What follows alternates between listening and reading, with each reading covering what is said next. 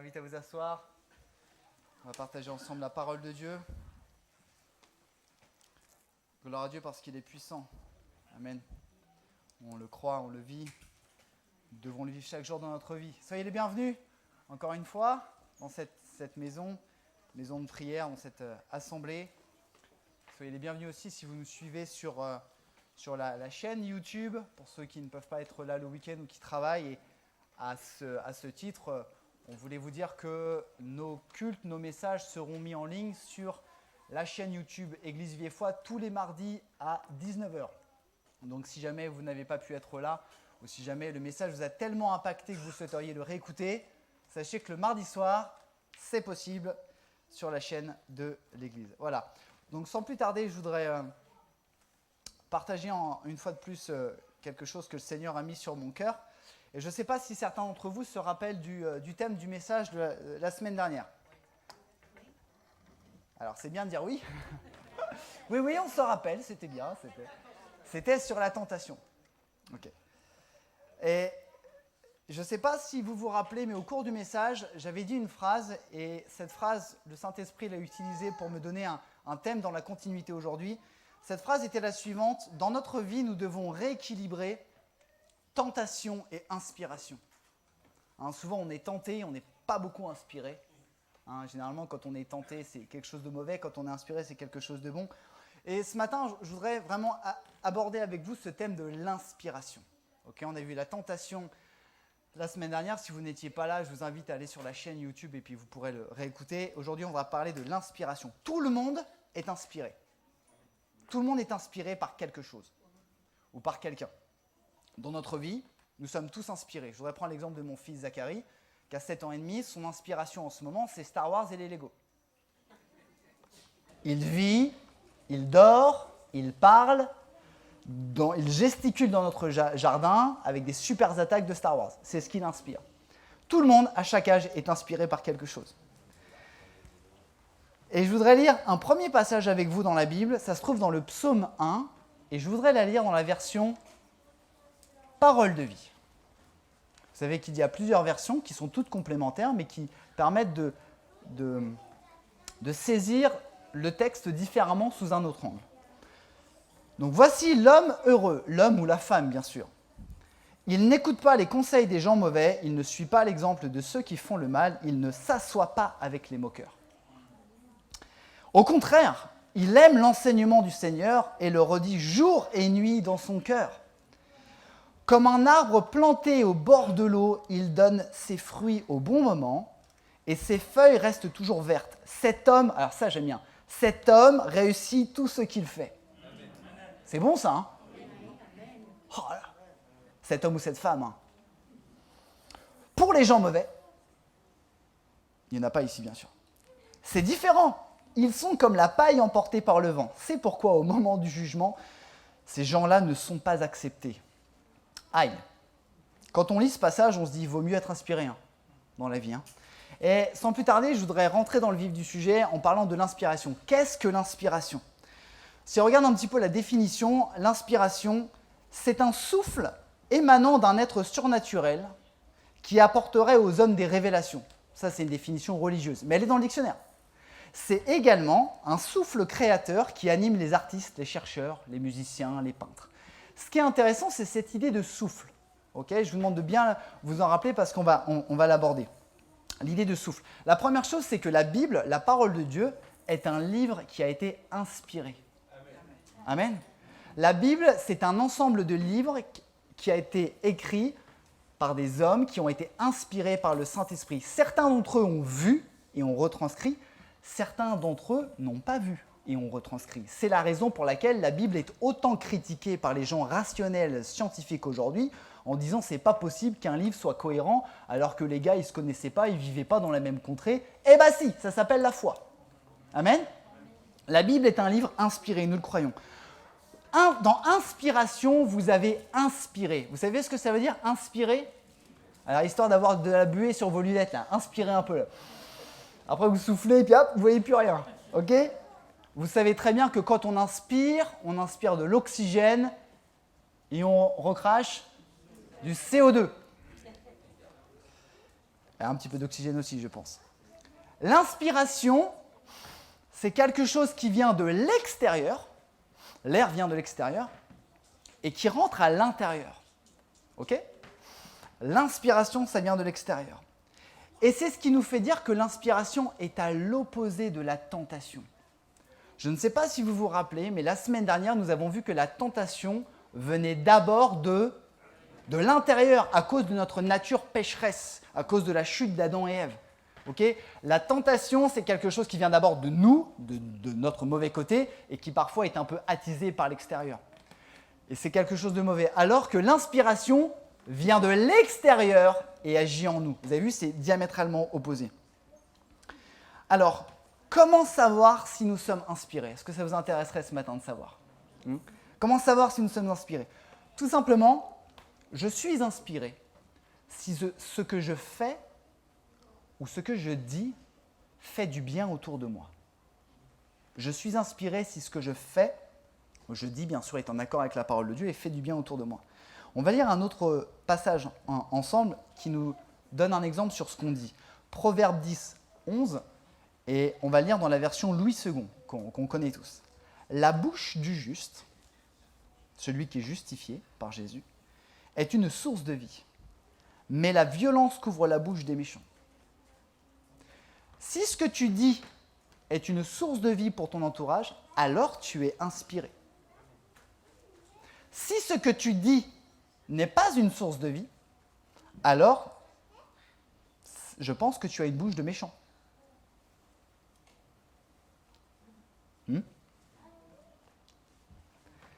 Le pasteur Brendan White de Hillsong France, qu'on a rencontré à plusieurs occasions, a dit quelque chose qui m'a marqué un jour. Vous le voyez à l'écran. Si nous n'avons rien à dire de bon, taisons-nous. Souvent, nous, on est spécialistes pour dire « je critique pas, hein, je constate ».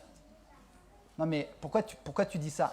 En quoi ce que tu dis sur telle ou telle personne, en quoi ce que tu dis sur le gouvernement, en quoi ce que tu dis sur la nouvelle voiture de ton frère ou de ton sœur est quelque chose qui va bénir ? Oh mais je ne dis rien de mal, mais tu dis rien de bien non plus. On est d'accord avec ça ? Oui. Et est-ce qu'à un moment donné, est-ce que je suis inspiré si ma bouche ne proclame pas la vie ? À un moment donné, nous devons faire attention. Tellement de fois, et moi le premier, nous devrions nous taire. Qui est d'accord avec ça ? Qui lève sa main et dit « des fois, je devrais me taire ». Levez bien la main, bien haut pour que je vois. Bien sûr, moi le premier. Souvent, ça part, hein, on devrait se taire. Comment vivre une vie plus et mieux inspirée ? On va avoir 3 choses ce matin. La première chose, 3 éléments qui peuvent nous aider. La première chose, c'est que nous devons puiser l'inspiration dans la Bible, dans la parole de Dieu. Amen. Certains se disent encore et encore la Bible. Mathias, il nous fatigue avec la Bible. Ben, je suis désolé, la Bible, ça pourrait être un point de tous les sermons de tous les prédicateurs. Amen. La Bible est notre première inspiration. Pourquoi ? La parole de Dieu, la Bible dit qu'elle est source de discernement et source de vérité. Si la Bible nous apporte du discernement et de la vérité, alors elle va nous inspirer. C'est forcément ça. Quand c'est la Bible qui m'inspire, alors je marche dans le chemin qui plaît à Dieu, puisque c'est Dieu qui a inspiré la Bible. On va parler du discernement. La Bible nous apporte du discernement. Si certains d'entre vous étaient là il y a quelques semaines, le jeudi soir, j'ai apporté un message sur le discernement. Et on pense souvent à tort que le discernement, c'est un don du Saint-Esprit. Oui, mais pas que. Il y a le don de discernement des esprits, mais il y a aussi le discernement. Être capable de discerner, mettre en lumière, je discerne, je vois. Quand je ne vois pas clair avec mes lunettes, je ne discerne pas. La Bible est comme nos lunettes, elle nous permet de discerner la vie, discerner nos choix que nous devons faire. Et je voudrais m'arrêter, ouvrir une parenthèse. Je voudrais encourager chacun d'entre vous, hommes, femmes, enfants, personnes âgées, jeunes, à mettre une priorité, à venir le jeudi soir à la rencontre de prière. Je pèse mes mots. Pourquoi ? Parce que quand vous venez le jeudi soir, c'est pas pour venir à l'église à Vie et Foi, on s'en fiche d'avoir faim. Excusez-moi, je vous parle avec mon cœur ouvert. On s'en fiche d'avoir beaucoup de monde. Ce qu'on veut, c'est donner la gloire à Dieu. Amen ? Si je viens le jeudi soir à l'assemblée, et quand je peux, commencez pas à dire à votre patron, je devais finir à 20h, mais je quitte plus tôt, je vais à l'église. Ça marche pas, ça. Je ne pourrais pas vous faire un mot. Par contre, vous pouvez prier pour finir plus tôt, pour aménager vos horaires. Ça marche aussi, ça. Si vous venez plus souvent dans la maison de Dieu, alors vous êtes plus souvent enseigné. Si vous venez plus souvent dans la maison de Dieu, vous vivez plus souvent la communion fraternelle. Si vous venez plus souvent dans la maison de Dieu, vous vivez plus souvent la présence de Dieu. Alors vous changez. Alors la gloire de Dieu se révèle en vous. Alors Dieu reçoit toute la gloire. Est-ce que je peux avoir un amen à ça? Amen. Je vous en conjure, au nom du Seigneur, ce n'est pas mon nom à moi, prenons nos priorités, prenons nos responsabilités. Donc tout ça pour revenir sur le discernement. Je ferme la parenthèse et je le redirai encore et encore. On va lire ensemble Colossiens 3,16, en version Bible du Semeur. Que la parole de Christ réside au milieu de vous dans toute sa richesse, qu'elle vous inspire une pleine sagesse pour vous instruire et vous avertir les uns les autres, ou pour chanter à Dieu de tout votre cœur des psaumes, des hymnes et des cantiques, inspirés par le Saint-Esprit. C'est ce qu'on a fait ce matin, quand Fabrice et le groupe de louanges nous ont demandé de louer Dieu ensemble. Il y a un lien. La parole de Dieu, elle nous inspire une pleine sagesse et elle nous donne des révélations. La parole de Dieu nous inspire parce qu'elle nous donne le discernement de voir les choses. La parole de Dieu nous inspire également parce qu'elle est la vérité. Qui a dit que la parole de Dieu était la vérité? C'est Jésus. Amen. Et parce que la parole de Dieu est la vérité, alors elle nous inspire. J'ai une question à nous poser ce matin. Quelle vérité inspire ta vie? Est-ce que c'est la vérité de la Bible? Est-ce que c'est la vérité de ta femme, de ton mari, de tes collègues, de BFM TV? Quelle vérité inspire ta vie? Quand tu dis « Oh, il y a le Covid-19, on va tous mourir », c'est pas la parole de Dieu qui inspire ta vie. Je blague, mais juste à moitié, hein, parce que souvent on croise des gens qui... Quand tu dis « Oh là là », quand tu exprimes ton mécontentement, je ne crois pas que ce soit la parole de Dieu. Quand je manque de foi, ce n'est pas la parole de Dieu qui inspire. Quand je râle, est-ce qu'il y a des râleurs ici? 3, le reste c'est des menteurs. Quand tu râles, quand moi Mathias je râle, c'est pas la parole de Dieu qui inspire ma vie. Donc la parole de Dieu nous inspire parce qu'elle nous donne du discernement et de la vérité. Amen. Maintenant, j'ai une phrase puissante à vous donner. Pour être inspiré par la Bible, il faut lire la Bible. Amen. C'est profond ça. J'ai longuement médité là-dessus pour vous le dire. Je suis allé dans le désert, Bah oui. Non, pas 40 jours, je pourrais pas. Moi. Pour être inspiré par la Bible, il faut lire la Bible. Et vous savez quoi? Pour être beaucoup inspiré par la Bible, il faut beaucoup lire la Bible. Il n'y a pas que les pasteurs et les retraités, je dis les retraités parce qu'ils sont censés avoir plus de temps. Frères et sœurs retraités, je sais que c'est la course, que vous avez un gros agenda, je le sais. Mais si tu ne prends pas de temps pour lire la parole de Dieu, bah, tu ne seras pas inspiré. Et souvent, qu'est-ce qu'on fait? On prend notre inspiration de la parole de Dieu à travers les prédications à l'église. C'est super, mais c'est insuffisant. On prend l'inspiration de la Bible à travers les méditations quotidiennes. Gloire à Dieu pour les méditations quotidiennes. Merci Seigneur pour ces hommes et ces femmes qui les écrivent. Ce n'est pas suffisant. Pardonnez-moi.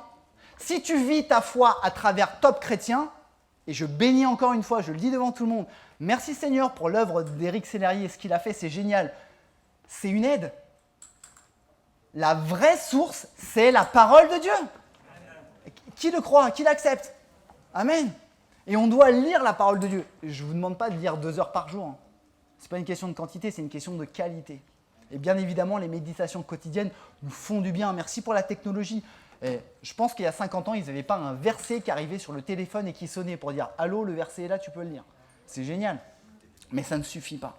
Premier point, nous devons puiser l'inspiration dans la parole de Dieu. Deuxième point, vous êtes toujours avec moi? Amen. Nous devons recevoir l'inspiration du Saint-Esprit. Je suis content de dire, je suis content et je suis honoré de dire qu'à l'Église Vie et Foi, en tout cas dans notre assemblée, ou dans nos assemblées à Pont-de-l'Arche également, nous mettons un point important et capital à la présence du Saint-Esprit. Nous sommes ce qu'on appelle une église charismatique qui reconnaît le Saint-Esprit et les dons du Saint-Esprit. Lisons ensemble, je crois que ça va s'afficher, Job 32, verset 8. Je sais dans l'assemblée qu'il y a des frères et sœurs, surtout un frère qui aime beaucoup le livre de Job. J'ai pensé à lui en trouvant cette référence. Mais en réalité, en l'homme, en la femme, c'est l'esprit, l'inspiration du Tout-Puissant qui lui donne l'intelligence. Si ce n'est pas le Saint-Esprit qui nous inspire avec ça. Frères et sœurs, le Saint-Esprit n'est pas une option. Je le dis, je le redirai, le Saint-Esprit dans la vie du chrétien n'est pas une option. Jésus-Christ a dit que le Saint-Esprit nous guiderait dans toute la vérité. Si Jésus l'a dit, c'est que ça doit certainement être vrai. Je ne sais pas ce que vous en pensez. Qu'est-ce que le Saint-Esprit ? Peut-être vous êtes là ce matin et vous dites « Mais pour moi, le Saint-Esprit, j'en ai beaucoup entendu parler. C'est quoi ? C'est qui ?» Je ne voudrais pas faire une étude biblique sur le Saint-Esprit, mais simplement rappeler quelques principes. Le Saint-Esprit, c'est une des personnes de la Trinité. Nous croyons en Dieu le Père, nous croyons en Dieu le Fils Jésus-Christ et nous croyons en le Saint-Esprit. Le Saint-Esprit, c'est l'Esprit de Dieu qui existait avant la création de la terre. Genèse 1, première page, première ligne. Facile. Nous croyons en le Saint-Esprit. La définition du Saint-Esprit en grec, c'est pneuma, qui veut dire souffle. Oh, c'est bizarre. Souffle comme l'inspiration. Le Saint-Esprit est là pour souffler sur nous, pour nous inspirer. Amen. Je voudrais aussi dire ce matin que le Saint-Esprit est présent dans la vie de tous ceux et de toutes celles qui croient sincèrement en Jésus-Christ et qui l'ont reçu comme Sauveur et Seigneur. Si tu en doutais, si tu es ce qu'on appelle converti, tu reçois, tu as le Saint-Esprit en toi. Pourquoi ? La Bible nous dit que quand un pécheur se repent, ça ne veut pas dire se rouler par terre et puis se donner des coups de fouet. Hein. Se repentir, ça vient de métanoïa, ça veut dire changer de comportement.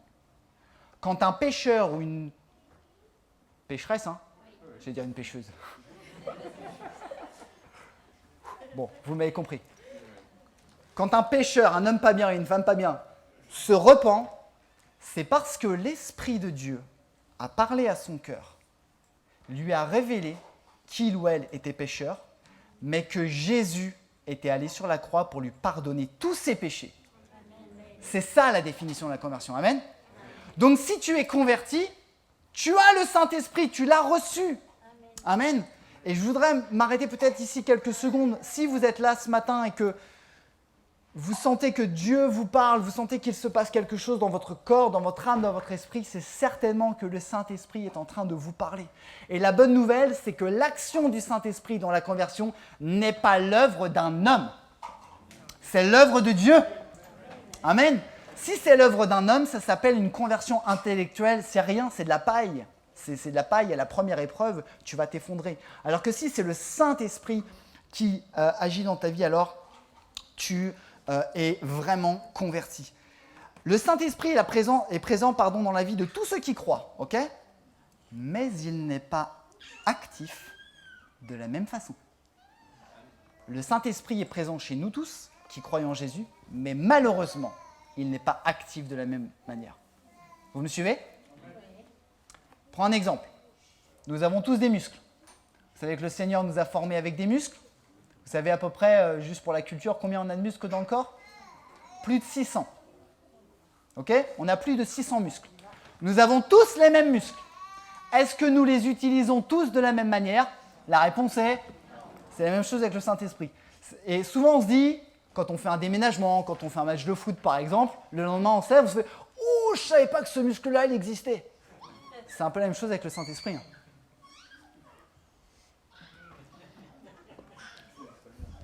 C'est pour ça, mon frère. Pour le match de foot. Pour être inspiré par le Saint-Esprit, il faut recevoir le Saint-Esprit et se tourner vers Jésus, d'accord ?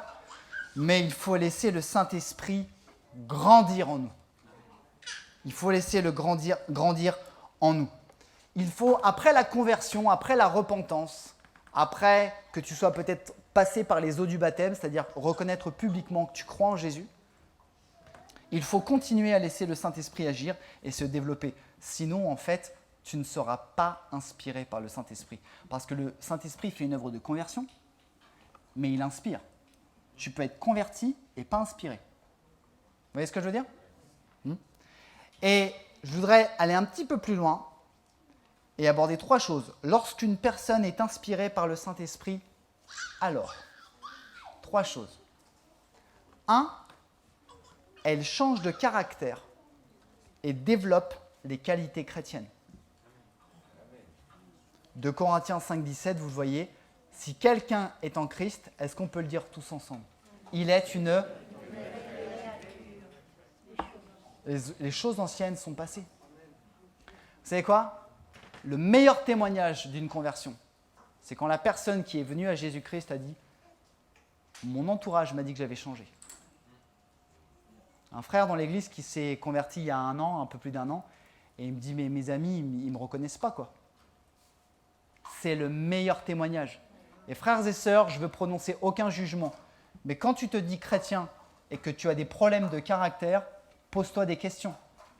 On a tous des problèmes de caractère, mais nous devons les régler avec le Seigneur. La repentance, c'est le changement complet d'orientation. Si le Saint-Esprit agit et nous inspire, alors mon caractère change. Est-ce que je pourrais avoir un peu plus d'amen si vous êtes d'accord avec ça? Amen. Amen. Je développe les qualités. Deuxième chose, lorsqu'une personne est inspirée par le Saint-Esprit, alors elle exerce les dons de l'Esprit. Elle recherche et exerce les dons du Saint-Esprit pour le bien de l'Église et pour louer Dieu. Il y a 9 dons du Saint-Esprit. Pour ceux que ça intéresse, vous pourrez aller lire 1 Corinthiens 12. Je ne vais pas parler de ça ce matin. 9 dons de l'Esprit. Ces dons de l'Esprit, l'apôtre Paul dit qu'on les utilise pour bénir, ce n'est pas pour nous, c'est pour encourager l'Église. Parole de prophétie, pour dons de guérison, pour encourager l'Église. Mais on peut également utiliser les dons du Saint-Esprit pour louer Dieu. 1 Corinthiens 14, l'apôtre Paul dit « Celui qui parle dans une langue inconnue s'adresse à Dieu et non aux hommes. Personne ne comprend les paroles mystérieuses qu'il prononce sous l'inspiration de l'Esprit. » Je vous encourage en tout cas à rechercher le Saint-Esprit et si vous n'êtes pas baptisé dans le Saint-Esprit, je vous encourage de tout mon cœur à le rechercher ardemment. Parce que quand tu es baptisé du Saint-Esprit, ce n'est pas une nouvelle réception du Saint-Esprit, puisqu'on a dit que le Saint-Esprit venait en nous quand nous nous convertissions. C'est le Saint-Esprit qui est en toi, qui déborde et qui te remplit et qui te permet d'utiliser les dons de l'Esprit et de faire du bien autour de toi. Amen. Je vous encourage à rechercher le Saint-Esprit sincèrement et à demander, si vous voulez le recevoir, demander aux responsables, demander aux pasteurs de prier pour vous. Dans la parole de Dieu, à chaque fois que quelqu'un venait à Jésus et quelqu'un prenait le baptême, les disciples priaient pour cette personne, la personne recevait le Saint-Esprit. C'est pas énorme ça? Moi, je souhaite tendre vers ça. Troisième chose, on change de caractère, on exerce les dons de l'Esprit. La personne témoigne pour partager l'Évangile. Quand tu es rempli du Saint-Esprit, quand tu es inspiré par le Saint-Esprit, alors déjà, tu acceptes de témoigner. Quand tu as peur ou quand tu as honte de parler de Jésus-Christ, je ne suis pas persuadé que tu sois ou que je sois rempli du Saint-Esprit. Acte 1, 8, la version second 21 nous dit « Mais vous recevrez une puissance lorsque le Saint-Esprit viendra sur vous, et vous serez mes témoins à Jérusalem, dans la Judée, dans la Samarie, jusqu'aux extrémités de la terre. » Amen. C'est pas merveilleux ça? Quelqu'un qui est inspiré par le Saint-Esprit va parler de Jésus. Je voudrais aller un tout petit peu plus loin. Quand le Saint-Esprit nous remplit et nous inspire, alors on parle de Jésus. Mais il ne faut pas parler n'importe comment de Jésus. Ni à un mauvais moment, parce que le Saint-Esprit va nous inspirer les bonnes paroles. Alors, je suis désolé de vous dire ça, pardon. Il n'y a pas de recette toute faite pour parler du Seigneur Jésus. Ça n'existe pas.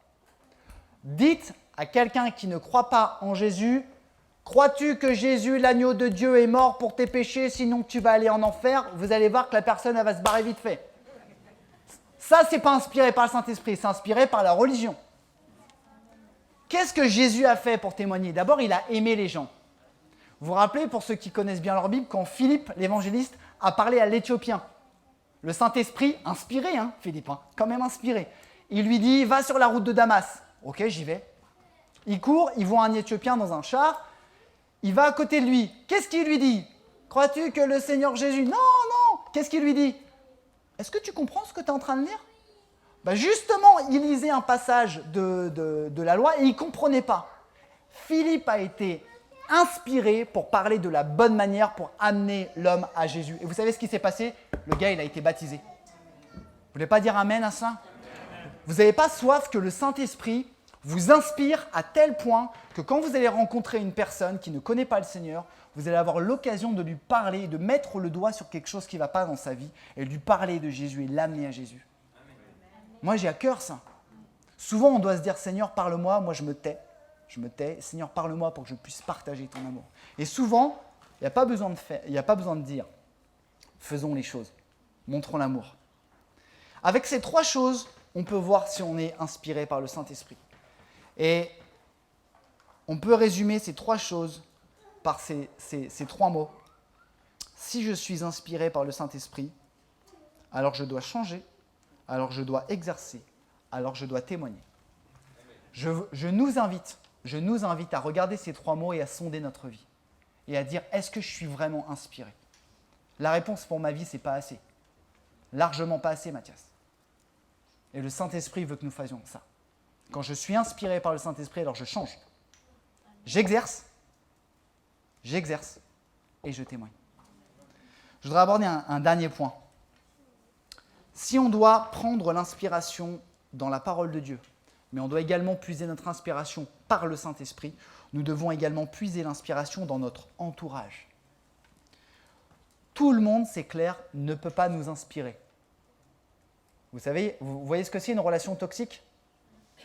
Ça parle à tout le monde, ça? Relation toxique, c'est quelqu'un qui ne t'apporte pas du bien. C'est quelqu'un qui te tire vers le bas. On a tous peut-être malheureusement quelqu'un ou des personnes, moi je vous conseille de vous couper des relations toxiques. On va pas se faire, il ne faut pas se faire inspirer par les relations toxiques. On doit inspirer de l'oxygène et pas du CO2 quand on se fait inspirer. Laissons-nous inspirer par les gens qui marchent dans la parole de Dieu. La Bible nous dit que Noé, vous connaissez Noé?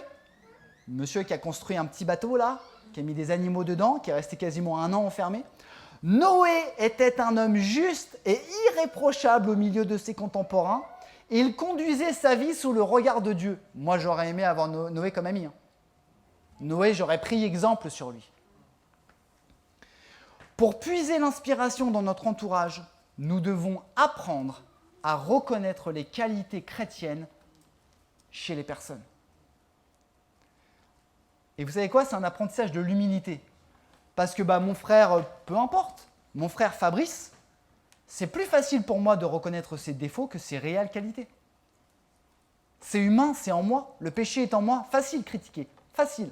Par contre de dire, mon frère il est intègre, mon frère il est généreux, profites-en, mon frère il est ci, mon frère il est ça, Fabrice est une source d'inspiration pour moi et il m'aide à grandir spirituellement. Et si je ne suis pas humble, je ne pourrais ni le penser, ni le dire. Et quand je fais ça, je décentre mon regard des défauts de Fabrice et je centre mes regards sur les qualités de Fabrice. Et je m'inspire de ce que Fabrice fait pour la gloire de Dieu. Amen. Amen. Et vous savez quoi? Jésus lui-même, Jésus n'avait pas besoin d'inspiration. Il était inspiré, il vivait le Saint-Esprit. Jésus lui-même a reconnu les qualités des gens. Je narre simplement une petite histoire. Jésus est à Capernaum. Un officier romain vient le voir, non juif. Il va voir Jésus, il dit « Jésus, Seigneur, mon serviteur, je crois, il est chez moi, il est paralysé, il souffre. » Jésus lui dit « Je vais chez toi et je le guéris. » Combien d'entre nous aimerions que le Seigneur nous dise ça, quoi?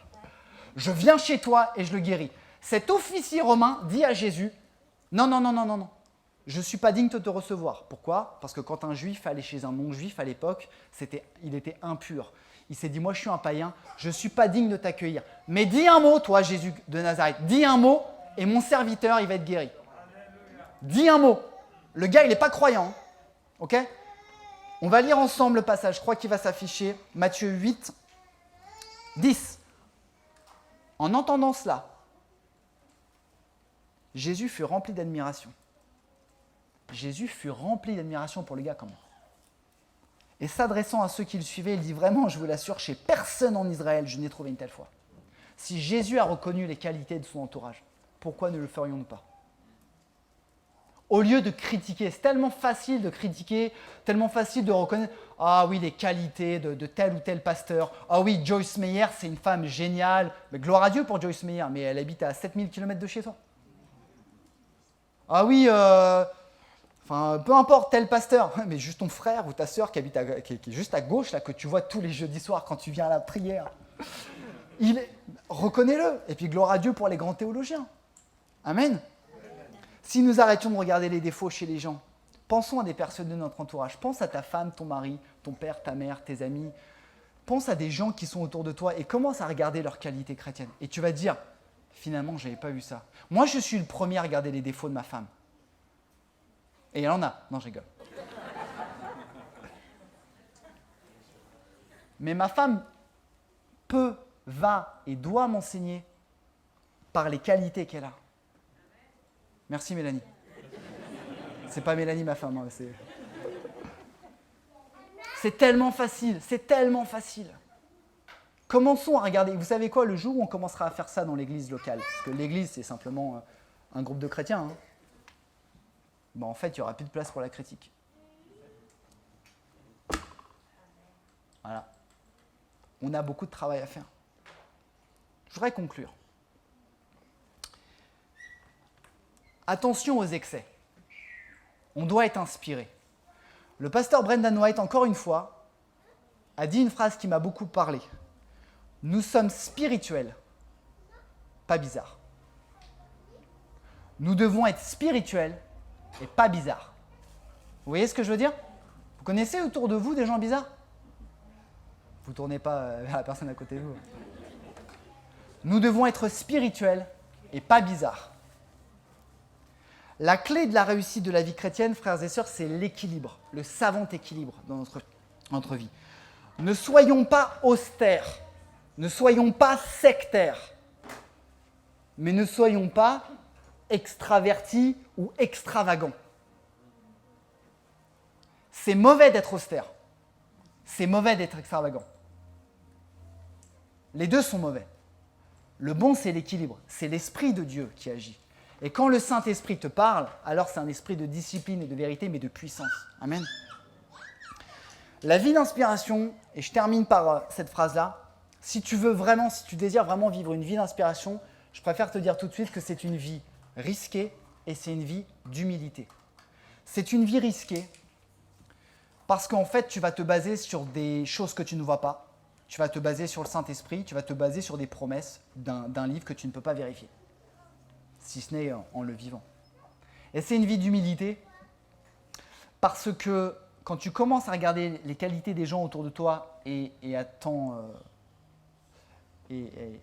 inspirer, et bah, tu arrêtes de regarder leurs défauts et tu les vois comme supérieurs à toi.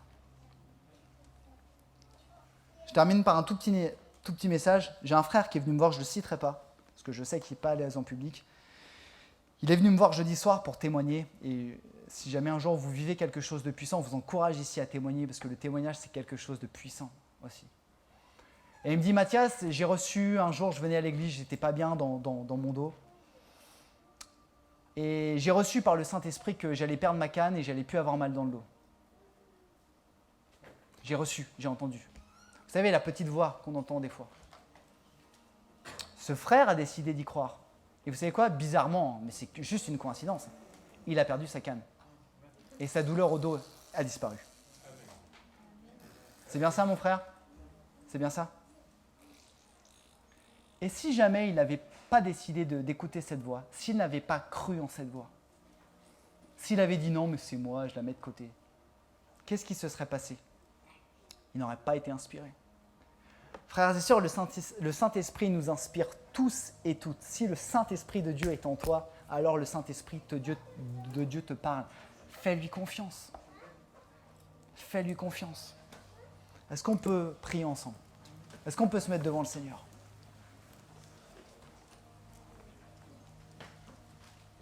Je voudrais qu'on ait un temps devant le Seigneur tous ensemble. Je vais juste demander à Fabrice et puis à à Yann de se remettre en place.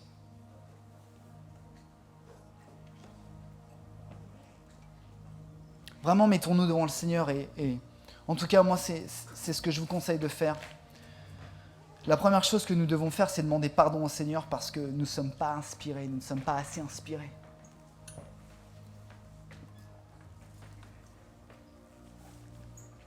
Et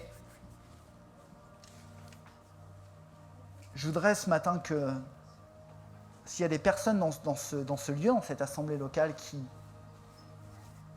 qui, comme moi, désirent vraiment être plus inspirés chaque jour par le Saint-Esprit, par la parole de Dieu, et commencer à vivre une vie de puissance et une vie de chrétien telle qu'elle doit être. En signe symbolique, je voudrais vous inviter à vous lever à votre place. Pas devant moi, pas devant les gens, mais devant Dieu. Et en vous levant à votre place, vous dites « Seigneur, je te demande pardon pour ma vie qui n'est pas assez inspirée et je veux véritablement, Seigneur Jésus, vivre une vie chaque jour qui est inspirée. » Je voudrais qu'on se mette devant le Seigneur, vraiment tous ensemble. Qu'on puisse se mettre devant Dieu, qu'on puisse lui parler dans nos cœurs, peut-être à haute voix, peu importe. Ayons ce temps entre nous-mêmes et le Seigneur. Disons-lui ce matin, Seigneur, j'ai besoin de ton inspiration, j'ai besoin de plus de ton inspiration. J'ai besoin de vivre ma vie dans la Bible, dans la parole de Dieu, dans le Saint-Esprit. J'ai besoin d'exercer les dons du Saint-Esprit. J'ai besoin d'entendre ta voix plus souvent, tous les jours. J'ai besoin de prendre ce risque et de voir de mes yeux des miracles. Est-ce qu'on peut faire ensemble cette prière là où tu es? Est-ce qu'on peut s'adresser au Seigneur? Seigneur Jésus.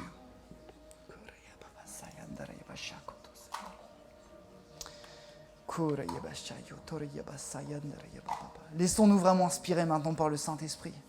Laissons la place au Saint-Esprit. Laissons la place qu'il doit avoir. Esprit de Dieu, viens toucher nos cœurs ce matin. Esprit de Dieu, viens toucher les cœurs ce matin. Viens, viens. Viens bouleverser nos vies, Seigneur. Viens nous parler. Nous avons besoin de toi.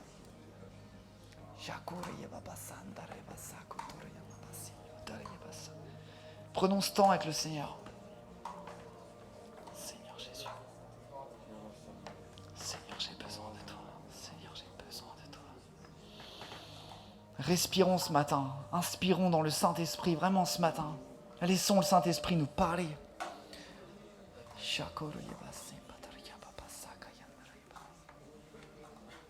Seigneur, je te remercie encore pour ce temps. Merci pour mes frères et mes sœurs qui ont été attentifs et peut-être pour les gens qui nous suivent. Seigneur, notre désir, c'est que tu nous inspires plus et plus et plus et plus et plus chaque jour. Aide-nous à nous aider, à nous aimer les uns les autres et être soumis à ta parole, Jésus. Que toute la gloire te revienne, Seigneur. Amen.